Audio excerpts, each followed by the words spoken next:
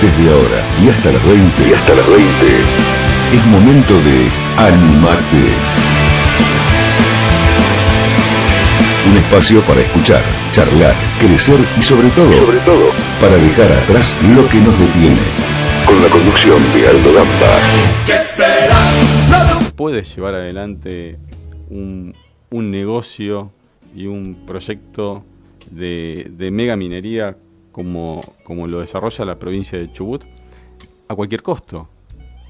Vuelvo a insistir, muchas empresas internacionales que desarrollan sus negocios y sus modelos de negocios de explotación y desarrollo de minerales a cielo abierto no lo hacen del mismo modo en Europa o en el viejo continente como lo hacen en Sudamérica, porque encuentran en países como el nuestro y en algunas provincias como, entre otras, no solamente Chubut en la República Argentina, donde la práctica la pueden desarrollar de una manera que no necesariamente cumplen con todas las reglamentaciones internacionales del resguardo y del medio ambiente. Por eso que es importante que haya muchísima conciencia en que se genere un desarrollo económico, que se generen emprendimientos como este, pero que se cumplan con las reglamentaciones ambientales, porque las consecuencias a futuro son muchísimas más grandes. Y tenemos que dejar de ser mezquinos, tenemos que dejar de pensar, los gobernadores tienen que dejar de pensar en generar sus propios negocios a costa de dejar el día de mañana un agujero enorme en lo que tiene que ver en la salud de la gente. Pero como te comentaba recién, ya lo tenemos en línea, está con nosotros Gustavo Mena, ex diputado por la provincia de Chubut. Gustavo, Aldo Gamba te saluda, buenas tardes, ¿cómo estás? ¿Qué tal? Buenas tardes, muy bien, gracias.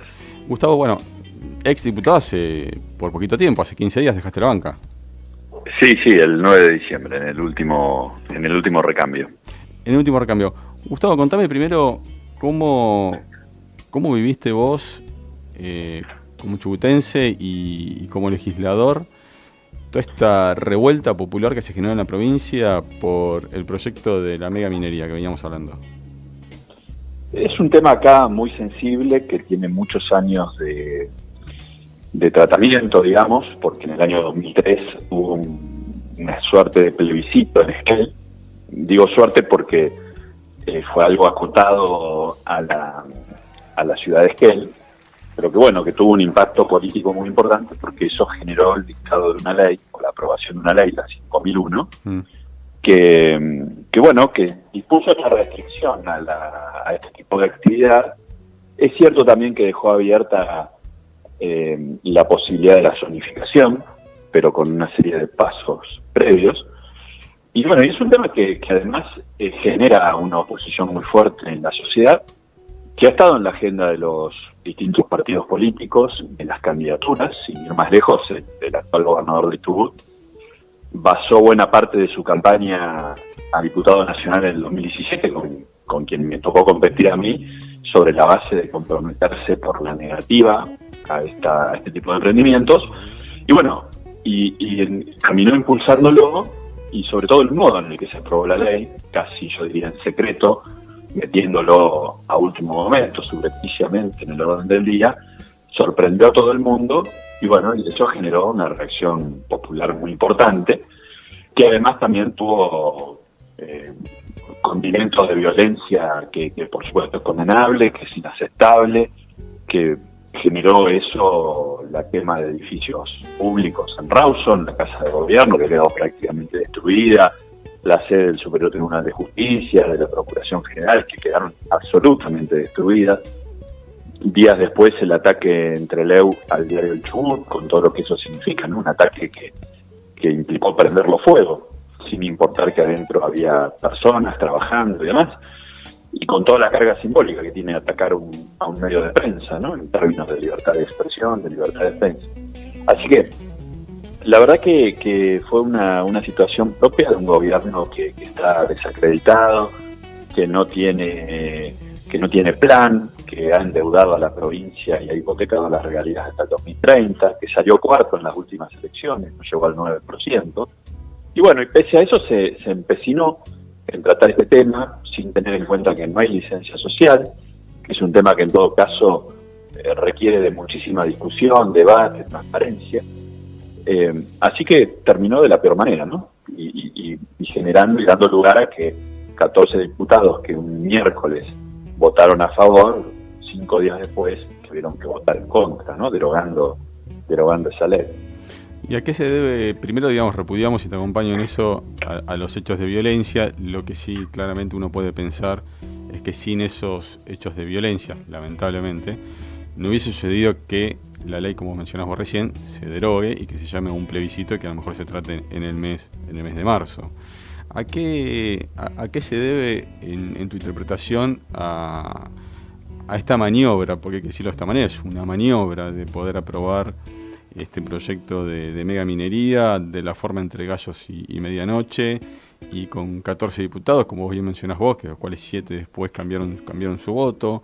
¿Es un hecho de desesperación por una crisis económica de la provincia o es un hecho de corrupción? No, la verdad que yo no te podría decir la causa. En primer lugar, aclaro, no es que los hechos de violencia revirtieron la decisión, es un tema en donde la enorme mayoría de la sociedad se manifestó pacíficamente. Yo estoy en este momento en Comodoro, salieron a la calle, dicen, más de 10.000 personas y sin absolutamente ninguna agresión ni situación de violencia. Yo creo que generó un desgaste político al gobernador, que ya lo tiene, ¿no?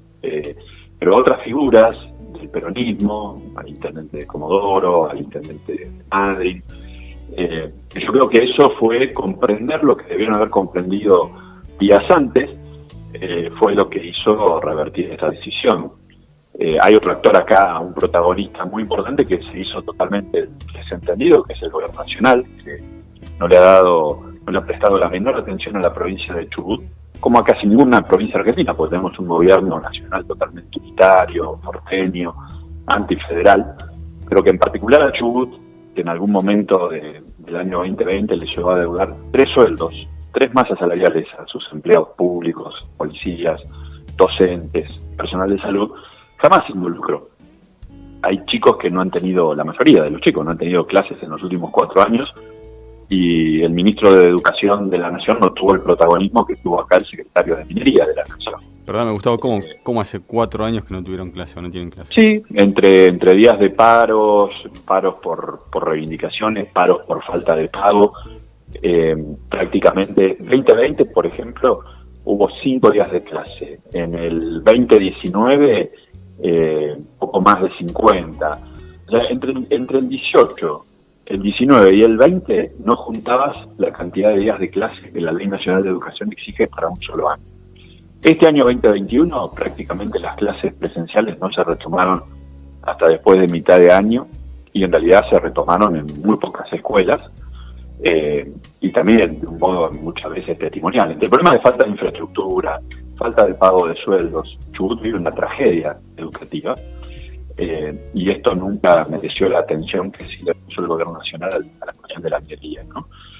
Sin embargo, después cuando pasó lo que pasó, nadie dijo esta boca es mía. Estamos hablando que se quemaron más de 16 edificios públicos en la capital de la provincia, jamás apareció el ministro de Seguridad, jamás se convocó el comité de crisis que prevé la ley de seguridad interior. La verdad que es un abandono absoluto. Bueno, ese es el contexto. ¿Cuál es la razón por la cual hubo tanto empecinamiento en promover esto? No lo sé, la verdad no lo sé. Puede ir desde el convencimiento de que es una actividad que hay que promover y atender la situación de parte o de regiones de la provincia que están muy postergadas, hasta otras motivaciones como las que vos mencionás. Yo eso no lo puedo asegurar. Lo que sí te puedo asegurar es que ha sido a contramano del discurso que se sostuvo cuando estos mismos gobernantes estaban en el llano, y por una opacidad muy marcada que agrava la cuestión, ¿no? Porque si es un tema que genera desconfianza, si encima lo tratás herméticamente, sorprendiendo a la gente, bueno, las consecuencias van a ser todavía peores. Contale un poco más a la gente, vos que tenés bien el detalle, ¿cuál es el rechazo? Digo, ¿por qué este rechazo? Si bien hay una ley que es la 5001 que vos nombrabas recién, que de hecho, como también mencionabas, lo que hace es prohibir el tratamiento, ¿no? con cianuro, o regular de alguna manera lo que tiene que ver la explotación de la minería. ¿Por qué en esta situación, con la zonificación en 2 departamentos de la provincia de Chubut, hay tanto rechazo? ¿Qué es lo que genera tanto rechazo? Creo que es la falta de confianza en un gobierno que en realidad es una sucesión de gobiernos que nos han administrado la provincia desde el año 2003, en la época de mayores ingresos de la provincia. Las regalías petroleras se dispararon exponencialmente en el 2005 con el aumento del barril de crudo, que de haber estado a $8 a fines de los 90 pasó a $140. Eso generó aumento de regalías por mayor valor, pero también por mayor producción. Hubo un boom petrolero. Perdóname, ahí estamos hablando del bloque, está bueno acordarnos del bloque Chubut, Neuquén, Santa Cruz, ¿no? Estamos hablando de un bloque... Sí, pero sobre todo Chubut, porque pese a que Vaca Muerta es la que tiene todas los focos, digamos, Cerro Dragón fue durante mucho tiempo, incluso probablemente lo sea ahora, el yacimiento más productivo de la Argentina, ¿no? Y bueno, todo eso, todas esas vacas gordas, digamos, no se tradujeron en mejora de las condiciones de vida. El endeudamiento en dólares de la provincia es enorme. Se llegaron a tomar más de 1.300 millones de dólares de deuda, de lo cual todavía quedan por pagar más de 800. Es concesión de las regalías hidrocarburíferas en garantía. Y todo eso fue generando un deterioro de las condiciones en las que se desenvuelve la política, con causas de corrupción muy marcadas, con exministros que han sido condenados, no es que están procesados, han sido condenados con hechos demostrados. Bueno, un gobierno que está en esa situación, que no garantiza el servicio de energía eléctrica en los pueblos del interior, que no garantiza la educación, como te decía recién, no genera la confianza que hay que provocar para este tipo de iniciativas, ¿no? Creo que eso es lo que hace que esto no tenga licencia social, no tenga acompañamiento de la gente. Es muy fuerte lo que decís, porque en primera instancia cualquiera daría por pensar, y me incluyo, en que el rechazo viene básicamente por una cuestión de reglamentaciones ambientales, ¿no? De que se haga un proceso de explotación cumpliendo las reglamentaciones de medio ambiente internacionales. Pero cuando mencionás esta catástrofe que tiene la provincia, y me quedé con este dato que la verdad que me choqueó, ¿no? Hace 3 años que los chicos no tienen clases. Hay una crisis educativa terrible en la provincia de Chubut, es aniquilar directamente a las generaciones que vienen, que son el futuro. ¿Qué capacidad tiene la provincia de Chubut, Gustavo, de producción de hidrocarburos? No, es una producción muy importante, es la provincia donde comenzó la explotación petrolera en Argentina, en Comodoro, en 1907. Es alternativamente con Neuquén la primera o segunda productora, la particularidad es que es la principal exportadora además. Tiene un potencial enorme, no solo en hidrocarburos, en energía, en renovables. Acá tenemos un 25% de la potencia instalada en energías renovables, está en la provincia de Chubut, que tuvo un crecimiento muy importante a partir de la ley de renovables reformada en el 2015 y de lo que llevó adelante como política el gobierno de Macri, que permitió alcanzar las metas de renovables fijadas en la ley. Por supuesto el turismo, la pesca, o sea, es una provincia que ha sido bendecida con una diversidad para la producción, que es la cuarta exportadora del país, por otra parte, ¿no? En general, y que tiene todas las condiciones para desarrollarse, crecer muy bien, que tiene una tercera fuente de financiamiento de la que no dispone la mayoría de las provincias, que se tienen que arreglar con coparticipación en impuestos propios. Acá, como el resto de las provincias petroleras, tenemos las regalías hidrocarburíferas, que son muy importantes, pero que bueno, que cuando vos gobernás mal, gobernás priorizando otros intereses, obviamente las cosas no salen bien. El martes pasado conversábamos con Gustavo Bornoroni, que es presidente de SECHA, y nos comentaba de la falta de capacidad instalada en Argentina para lo que es la explotación de hidrocarburos. Y yo te escuchaba recién estos datos técnicos que vos estás dando, muy precisos, de la provincia del Chubut. ¿Por qué crees que no hay inversión? ¿Por qué pensás que no hay empresas que vienen y apuestan en Argentina para hacer el proceso de explotación y claramente después tener sus ganancias, ¿no? Es un problema macro eso, ¿no? La verdad que en el sector petrolero es muy dinámico y hay una inversión intensiva y es importante. Podría ser más, por supuesto, pero bueno, ahí necesitas también políticas públicas que como pasa con el resto de las actividades productivas, no las desalienten, no las maten a impuestos. Hay que evidentemente mejorar las relaciones laborales, las reglas laborales. Es una sumatoria. Eso ya no es un tema de la provincia de Chubut, eso creo que es un tema más global, ¿no? Que afecta a todo nuestro país. Hay un dato que nos pasaban el martes pasado que tiene que ver con ¿te acordás cuando se puso de moda el desarrollo del biodiesel, biocombustible? Y muchas empresas que apostaron a la Argentina, instalaron, digamos, sus empresas aquí, dispusieron de una capacidad importante. Al momento de empezar a tener un desarrollo más amplio, el peaje, escuchaba que te voy a decir, Gustavo, el peaje que tenían que pagar eran tan altos que decidieron empresas belgas, empresas americanas, empresas alemanas, decidieron irse de la Argentina y dejar su capacidad instalada acá. Digo, ese es el ADN también de nuestra cultura, ¿no? Digamos, de la política, que hay que hacerse cargo, porque después cuando decimos no hay reglas de juegos claras, tiene mucho que ver con esto. Por eso yo te preguntaba antes por el tema de hechos de corrupción, porque indudablemente en un país como la Argentina, con tantos recursos para generar tantos emprendimientos, tantos proyectos que a la Argentina le harían crecer, si no suceden es por algo, ¿o no? ¿Vos qué pensás? Totalmente, sí, es así, como decíamos recién, es una sumatoria.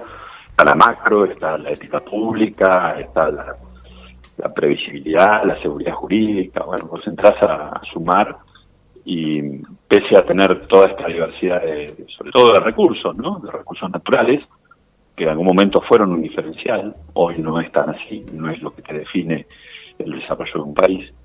Pero bueno, hemos abandonado una senda, ¿no? Una senda que priorizó la educación, que priorizó políticas claras, y en cada área que vos repasás, bueno, nos pasa lo mismo. Y esto, bueno, lleva a una pendiente que tiene muchos años, muchas décadas, y que hay que revertir. Son reglas de juego que hay que revertir. ¿Qué evaluación haces, Gustavo, del segundo año de gestión de Alberto Fernández? Es un gobierno fracasado, es un gobierno que la verdad que no tiene rumbo, no tiene plan, tiene un muy mal equipo de gobierno, todo le sale mal. Y la verdad que va improvisando, es el vamos viendo, ¿no? Y no, la verdad que no tenés nada para rescatar, absolutamente nada para rescatar. Es una sumatoria de fracasos, hasta para hacer el daño fracasan, ¿no? Porque en esa agenda totalmente desenfocada que tuvieron cuando arrancaba la pandemia, se dedicaron a pretender expropiar empresas, a reformar la justicia, a controlar el Ministerio Público, no pudieron concretar nada tampoco, o sea, ni siquiera lo que quisieron hacer para empeorar las instituciones. Y bueno, y ese es el signo, ¿no? Un gobierno fragmentado, loteado, que no sabe para dónde va. Es un gobierno que nació fracturado, digo esto porque políticamente el poder lo reviste la vicepresidenta, de hecho fue quien empoderó para elegir y quien sea candidato a presidente. Digo, desde ese lugar y desde los antecedentes que tienen las alianzas en la República Argentina, alianzas políticas, ¿este es un gobierno que nació fracturado? Sí, nació fracturado, nació loteado y bueno, no se sabe quién manda, ¿no? Tenés comisarios políticos incluso al interior de cada ministerio. Así que la verdad que registra récords, ¿no? Récords negativos. La mayor caída del PBI de la historia argentina desde que se mide en el 2020, 9,9%. El gobierno con más cantidad de decretos de contenido legislativo desde que esta práctica se arraigó allá por los 90.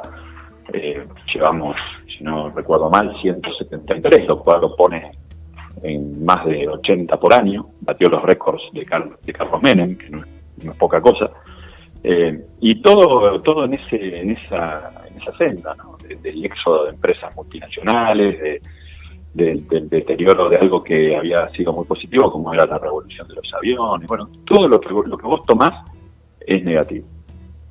¿Qué le pasó a la oposición haciendo una autocrítica? Vos sos referente del Partido Radical, pero ¿qué le pasó a la oposición para que de alguna manera el país tuviera el regreso de un modelo de gobernabilidad que ya había en un punto fracasado?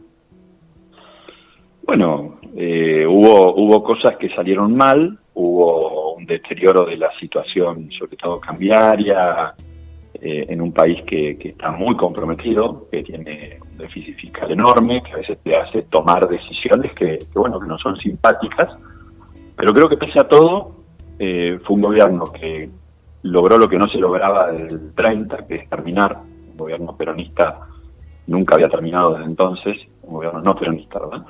Y además, perder, pero perder con un porcentaje importante, mantener la unidad, lograr a los 2 años volver a ganar, crecer en la adhesión y generar una expectativa de alternancia en el poder, que es algo sumamente importante para una democracia, ¿no? Terminar con la hegemonía peronista. Creo que esto es lo que se ha logrado, más allá de que en el 2019 no se pudo mantener el gobierno. Juguemos un minuto a pensar que estamos en el fin de año de 2023, llegando a las elecciones presidenciales. 2 preguntas ahí. Primero, ¿quién es el candidato más firme que vos hoy ves como presidente, futuro presidente? ¿Y cómo verías un gobierno nuevo de la oposición con sus lecciones aprendidas? Creo que sería un buen gobierno porque ha capitalizado experiencia, ha ganado en recursos humanos, digamos, con competencia, con capacidad de llevar adelante políticas públicas.